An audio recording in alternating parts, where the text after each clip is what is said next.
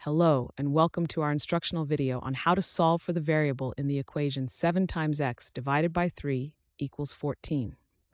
In this video, we will go through a step-by-step process to find the value of x. Let's get started.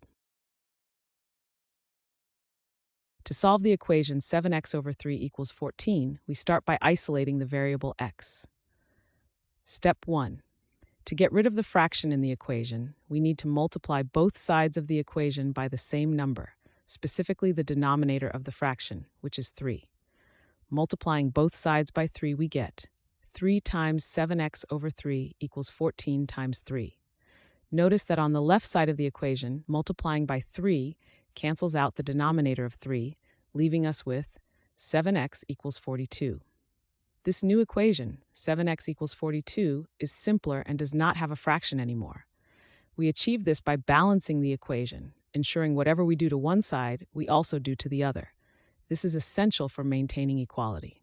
In summary, by multiplying both sides of the original equation by 3, we transformed it into an equation without fractions. 7x equals 42. Step 2. Now that we have the equation 7x equals 42, our goal is to isolate the variable x. To do this, we need to separate x from the coefficient, which is the number 7. To isolate x, we must undo the multiplication of 7 by using division. We do this by dividing both sides of the equation by 7.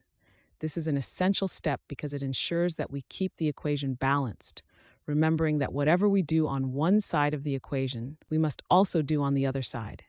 Dividing both sides by 7, we get 7x divided by 7 equals 42 divided by 7. On the left side, the 7's cancel out, leaving us with x equals 6. This means that the value of x is 6 when we solve the original equation 7x over 3 equals 14.